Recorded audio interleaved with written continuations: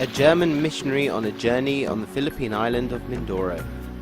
His destination, a Mangyan village.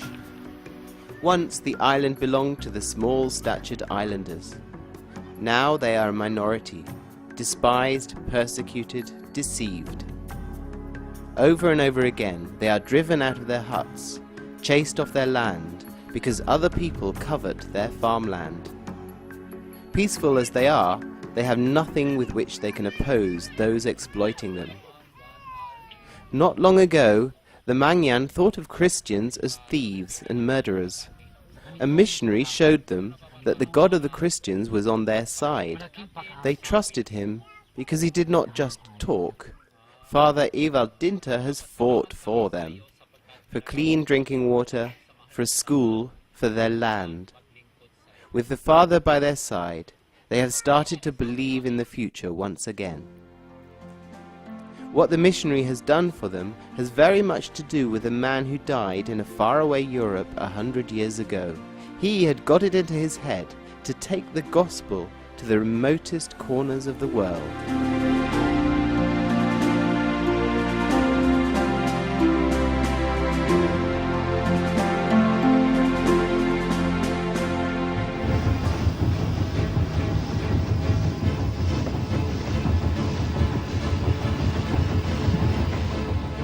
(1875). A man is spending days in a train. Untiring, he's on his way right across Germany. Actually, the Catholic priest is a mathematics teacher, but other plans are not giving him a moment's rest. He's got it into his head to set up a training center for missionaries, a pious hope, as the times are extremely unfavorable for such an undertaking. The German Empire has declared war on the Church.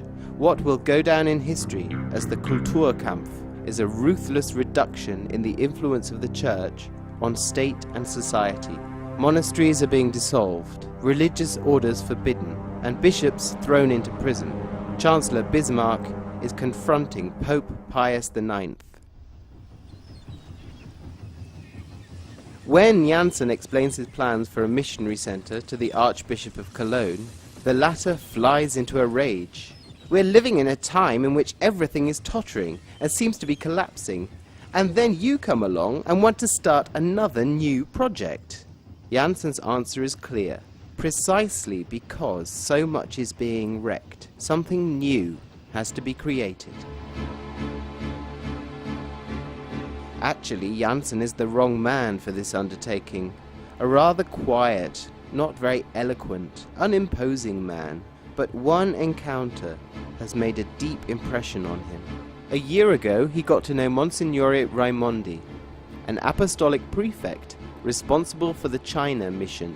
If he thinks a German missionary center is necessary, then he should found one himself, the missionary from Hong Kong had said to him. Afterwards, Janssen lay for hours on end on the floor in prayer, plagued by doubts. Then he took the burden upon himself. Like a man possessed, he's now traveling around the country in search of allies. His mission is not unsuccessful. In his pocket, he has already got the signatures of 32 bishops who support his plan. Nevertheless, many still have reservations. The right idea from the wrong man? One bishop put it in a nutshell. Either he's a fool or a saint.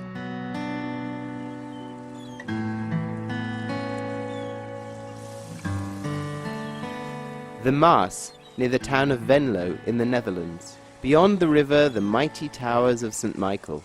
We're in style. No one would have dreamed that a once so sleepy village would become the nucleus of a worldwide missionary movement, that thousands of missionaries would start out from here to pastures new. There was already a ferry here in 1875, and a pub. In search of suitable location for his missionary center, for which authorization in Germany was out of the question, Janssen went to the Dutch border area. There, supported by donations, he could buy a property. He had taken the first step. In August 1875, the first future missionaries arrived in style.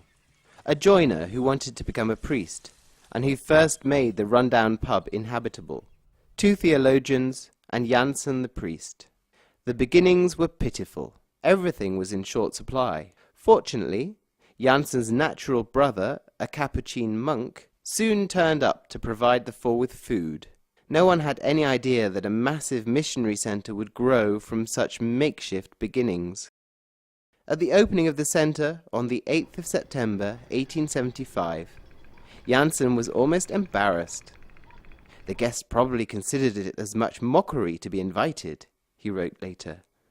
In his hour-long sermon in the church in style, he explained, "But even the mightiest tree begins as just a small seed, and the strongest giant begins as a weak and wailing child."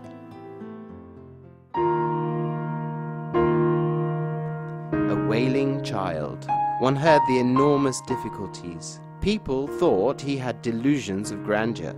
Wherever he went, he was looked upon with pity as a person who was suffering from an extravagant idea. Church dignitaries acknowledged on the one hand his devoutness, but on the other they said he seemed to be lacking the gift of wisdom, tact, and discernment. He lost a lot of weight and was amazed that he didn't become even more ill. But instead of encouraging him, even his comrades in arms complained to him about how strict he was, about the unsatisfactory food. At the end of October, a new recruit arrived, the theology student Johann Anzer. Before long, an argument had broken out with regard to the objectives of the missionary centre. Janssen wanted the missionaries to be involved in scientific research as well as their primary task. The others wanted just to reach out to the unsaved. Not until 2 of Janssen's opponents left the house did it get better. With Anzer, Janssen could agree on the common goal. The Society of the Divine Word existed to spread the gospel among the non-Christian peoples of the world. Its members were to be teachers or missionaries.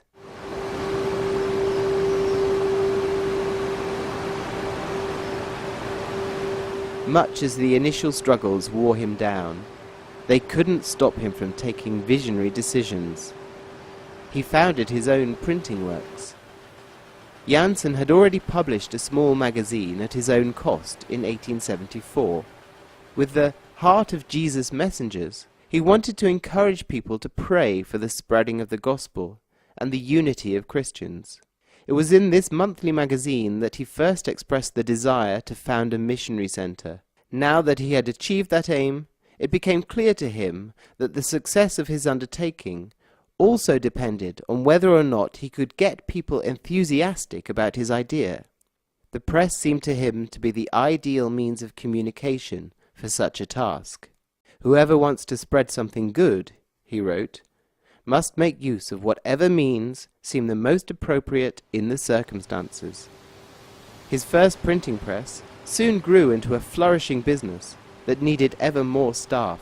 The Heart of Jesus Messengers was joined after 3 years by a new publication, The City of God, the first significant family magazine in Germany. The Michael's Calendar, which he published already, had a distribution of 80,000 copies by 1886. With the printing press, Janssen not only laid the foundations for a reliable source of income, he created a mass medium with which he could bring home to vast swathes of the population the importance of evangelism in the Christian faith. After the initial difficulties, the development of the missionary centre took on even greater dimensions. At his ordination in 1876, Anzer cut the first turf for the current missionary centre of St. Michael. Every pupil who came here, enthusiastic to become a missionary, learnt not only how to work with books, he also learnt how to build. Every pupil was taught a trade. As much as Janssen turned out to be an excellent organizer, he began each stage of construction without any money. Even if we don't possess perhaps 1/20th of the amount we need for this construction, we'll dare do it nevertheless.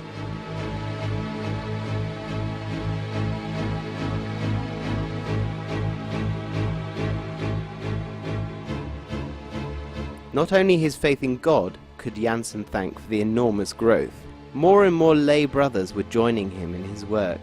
In 1878, he opened the first novitiate for brothers. He knew that mission work is not just a matter of theology, not only construction work, but also the logistical needs of the ever-increasing number of students and teachers offered many tradesmen the chance to serve in their own fields. The first chapter general of the order laid down that the lay brothers belonged to the religious order fully and completely, and made the same vows as the clerics.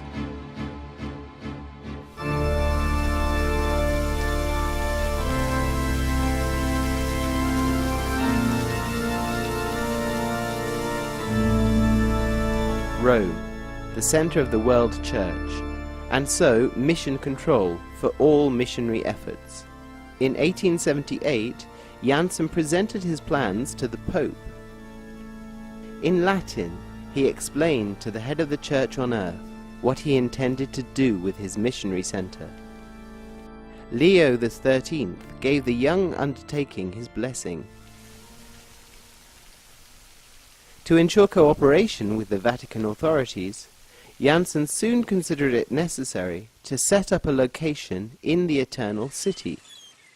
The growing demand for teachers of philosophy and theology in the missionary center led him to found a college in Rome. His natural brother took over as its head. On the way back from his first visit to Rome, Janssen stopped off in Brixen. In the seminary, he met someone who was interested in his missionary center, Joseph Freinademetz. Together with Anser, Freinademetz would become one of the first missionaries Janssen would send out into the world. In 1879, they both set out for China.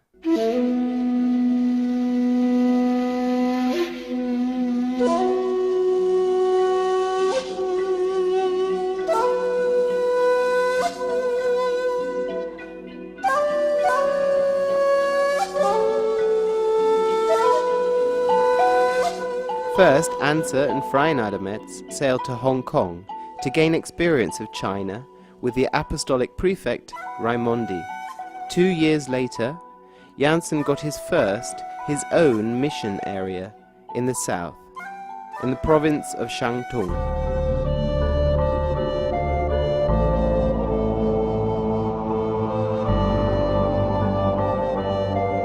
The area given up by the Franciscans had seen very little previous missionary activity. Among a population of 9 million, and in a region the size of Bavaria, there were only 200 Christians in 3 villages. There were not yet any churches. On Janssen's suggestion, Anser was appointed the apostolic vicar, and a short time later, bishop. At the same time, Janssen made him the first provincial superior of China. Even though Janssen sent both support from home, the beginnings were often grueling and hard. Besides the difficulty of being accepted by the Chinese, it became clear that their missionary activities were taking place in an area affected by great power rivalry.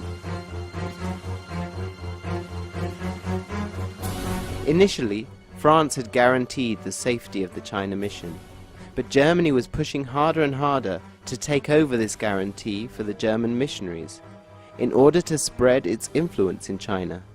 The anger of the Chinese towards the foreign powers was growing. In this atmosphere seething with hatred, 2 missionaries of the divine word were murdered. Freinademetz sent a telegram to Janssen, Henle and Nice murdered. The lines rose to importance in international politics. Kaiser Wilhelm occupied the Kiao Tishu Bay under the pretext of having to protect his fellow countrymen. This would become the starting point for the least German colony in China.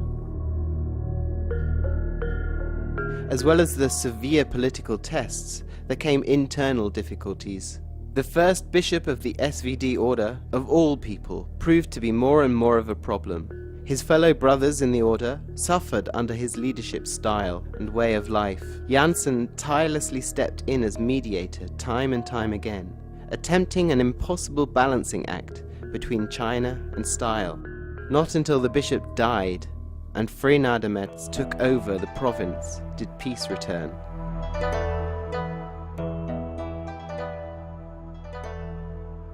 Although the beginnings in China were marked by trial and tribulation, they soon started to bear fruit. In 1908, the province had over 45,000 new converts, and the same number waiting to be baptized. For the 57 SVD fathers, 17 brothers, and 30 missionary sisters, it was an amazing missionary achievement. There were 141 churches and chapels. Janssen could be satisfied.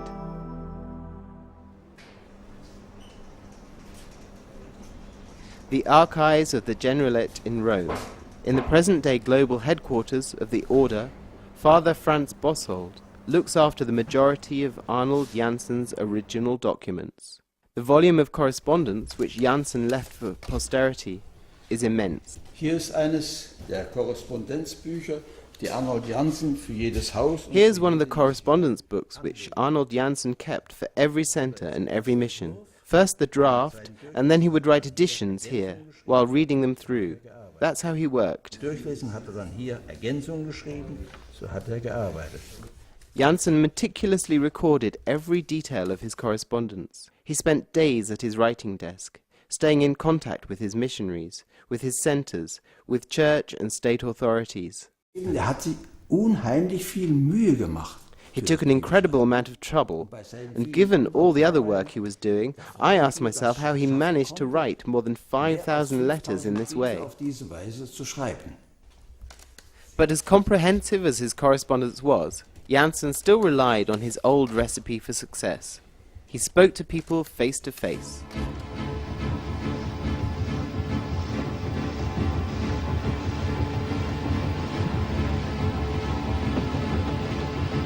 Three times he traveled to audiences with the Austrian emperor. In his luggage he had crystal clear plans. His work should become established in Austria as well. After 6 years of struggling with the authorities, his preparatory work finally paid off. In 1889, St. Gabriel, near Vienna, could be consecrated as a further missionary training center. Janssen had even taken on Austrian citizenship for the project. The undertaking started with 49 students, who were taught by 4 priests. Janssen was to see the day when almost 400 fathers and brothers and trainee missionaries would live in the center. The founding of the center in Austria was for Janssen not only an expansion in the south, but also a kind of corrective action.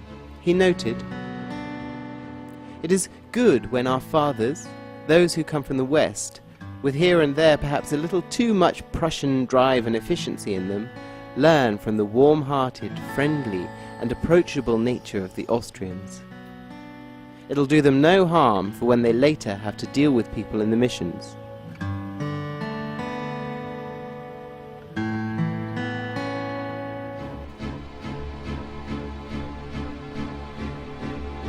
Meanwhile in Germany too, the atmosphere had changed. Germany's colonial interests put the missions in a new light. After a foray to Berlin, Janssen was in discussion with the Archbishop of Breslau. He wanted to set up the first missionary center on German soil in his diocese, but then came opposition from a totally different direction. A mean and narrow-minded newspaper campaign accused him of wanting to poach those called by God to the ministry. The rabble-rousing culminated in the accusation that Janssen was financially exploiting the trusting Catholics. Janssen stuck to the facts. Over and over again he spoke to the Archbishop and to the authorities in Berlin to clear up all the lingering doubts. Then, on the 20th of July, 1892, he received authority to build the Silesian Missionary Center. He had already begun teaching with 8 pupils by the end of October. 10 years later, there were over 200.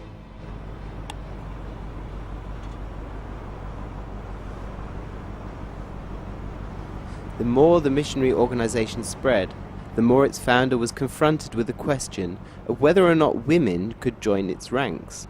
Initially, Janssen gave, every inch a child of his times, the first interested women, tasks in the missionary center, in the kitchen, in the laundry, looking after supplies for the missionaries. Things were not made easy for these first aspiring female missionaries. Had they not had such a deeply rooted faith, they would probably have left. But their patience was rewarded. In 1892, Janssen wrote to his brother, "I'm fitting out the first 16 sisters, and they look very good in the blue habit." 3 years later, the sisters could move into their newly built convent, near the missionary center. Janssen named the female branch of the order Servants of the Holy Ghost. Sister Helena Stollenwerk was elected by secret ballot to become the first Mother Superior, later to be followed by Hendrina Stenmans. With the sisters too, Janssen placed great value on good training for the task. As a former teacher, he even got stuck in himself. In 1893, he taught 7 sisters Spanish, separated from them by a grill. Later he confessed, "I couldn't speak the language either at first, but as there was nobody else there who could, I taught myself from the book, and then began to teach the sisters." English then joined Spanish 6 months later, for there was a mission assignment waiting for the sisters. In 1895, the first of them were sent to Argentina, 2 years later to the Togo, and then to New Guinea and China. As far as selection for these missionaries was concerned, the founder advised Mother Superior Josefa, "One mustn't deal with this business hurriedly, or try and force things, but one must pray a lot, and have others pray, and consider carefully."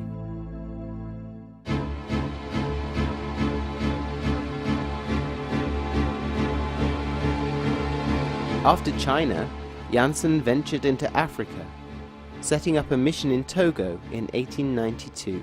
The missionaries had already been active in Argentina since 1889. After Ecuador came, in 1894, Brazil. In 1895, Janssen sent the first brothers to the USA.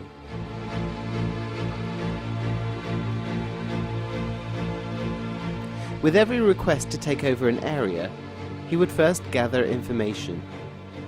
He pored over travel reports, found out about the situation, location, climate, health problems. "I study whatever I can," he admitted.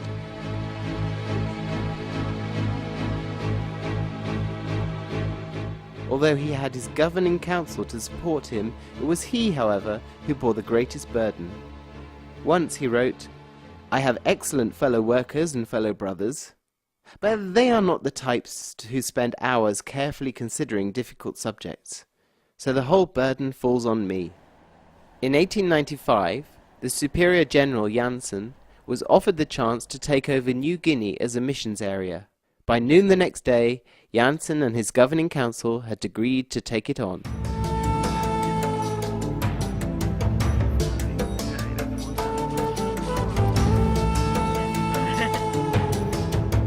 Kaiser Wilhelmsland is the name of the northeast part of the second largest island in the world. The up-and-coming German Empire had annexed New Guinea as a protectorate and later declared it to be a German colony.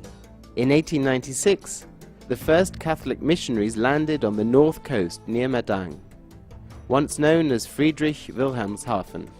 For the German Empire, the land was primarily a source of supply to meet the continuously growing demand for coconuts. A scheduled freight service transported the cargo back to the home country. The shipping service also came to benefit the missionaries. To set up the mission station, the first missionaries even took their accommodation with them. Janssen had a tropical house built for them in style, and then shipped out in prefabricated sections. In this way, the missionaries took with them not only their Christian faith, but also technical achievements and a great deal of knowledge.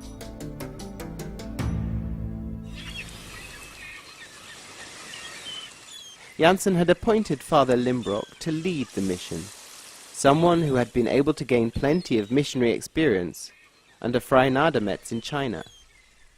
Janssen strongly impressed upon Limbrock that given the murderous climate and the other dangers of the tropics, he had to look after the missionaries' health really well.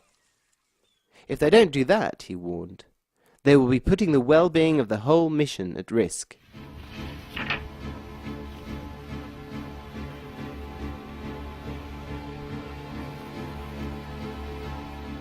The missionaries pushed deeper and deeper into the heart of the country. Malaria and the grueling climate took their toll on them. Janssen remained in continuous written contact by letter. The correspondence was marked by clear, open language. Those leading the mission didn't exactly handle their superior general with kid gloves. In a letter, Limbrock complained that Janssen had sent totally unsuitable missionaries to him in Papua. Janssen answered, "In your letter of the 29th of the 5th, you sang a lament as if you had got from me the dregs not fit for other missions. I must flatly reject this assertion. I tried to provide for your mission as well as I can, as God the Lord is my witness."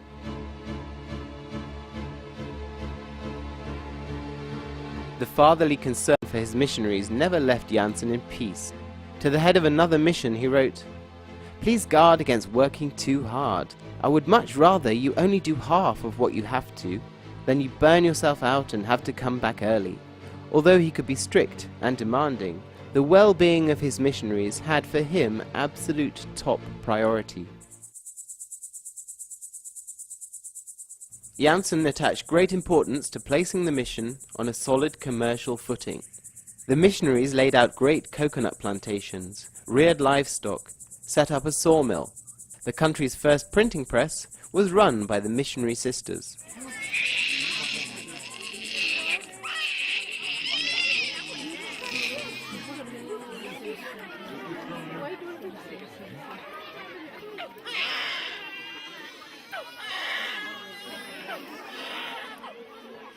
A medical aid station on the Sepik. For hours, Sister Dorota and Sister Monica had been vaccinating and examining the little children, so giving them a chance against all the different diseases that have so often killed dozens of children at a time. Janssen sent the first 4 sisters to New Guinea in 1899 to support the work of the missionaries. At the foundation of the female branch of the order, the task of the women had been formulated in the following way. They are to support the mission through work which by its very nature is better suited to women than men. Even if this division of labour is no longer so distinct today, without the sisters, the outreach to the people would probably have been far less successful. Together with the brothers and fathers, they established hospitals and schools, universities and training centres. They prepared the land to meet the modern world. Even in Janssen's time, there were almost 100 SVD missionaries on the development of New Guinea in the Christian spirit.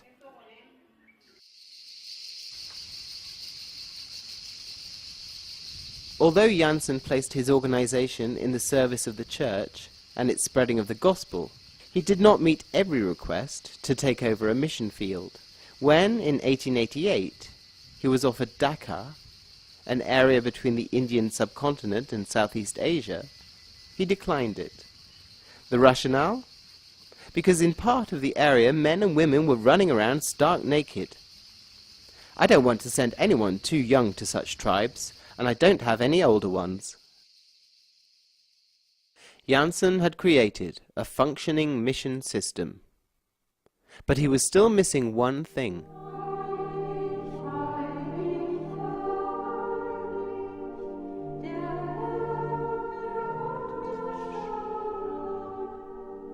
Five times a day, the Pink Sisters in style come together for prayer. Perpetual adoration, unceasing prayer before the Holy of Holies is what they have vowed to do. The prayer is not primarily a way to their own perfection. It is a contribution by over 400 women worldwide to the missionary work of Arnold Janssen. Even when he was still a teacher, Janssen had made clear by his promotion of the prayer apostolate how much he trusted in the power of prayer. Now that his missionaries were setting off to more and more countries, it was all the more important that their efforts were supported by prayer. To do this, he founded his third congregation, the Sister Servants of the Holy Spirit of Perpetual Adoration. women who voluntarily seal themselves off from the world in order to support the cause of the mission with the power of their prayer.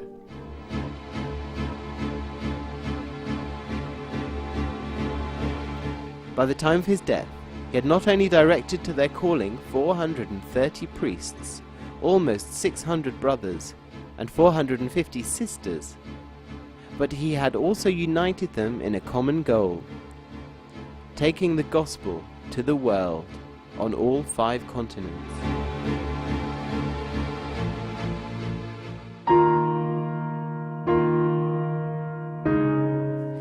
In 1908, Janssen's strength began to wane. Despite illness, he tried to carry on working, leading meetings, giving lectures, checking building plans, preparing for missions in Japan, in the Philippines, and in Paraguay. He gave authority for a mission center in the United States. Exhausted, Janssen wrote, "May God send me death, or, if it so pleases him, to give me time to work for the cause of the brotherly order." On the 30th of October 1908, the pen slipped from his hand. Content, he sat for hours in a chair, received the brothers in small groups.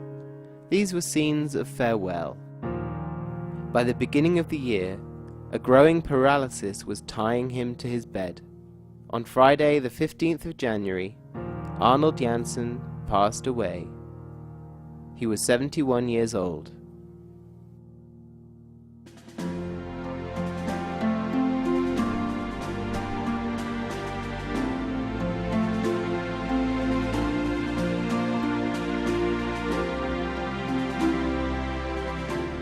On the day of his death they gather. There are only a few from the order who can come to his sarcophagus this day. Thousands of kilometers separate them. But today, all over the world, the thoughts of sisters, brothers and fathers are with him, with their pater, dux, fundator, as it says on his gravestone, with their father, leader and founder. The Church has raised him to the glory of the altars and honors him as a saint, not because he was so successful and founded a worldwide organization, but because he made himself a tool of the Holy Spirit.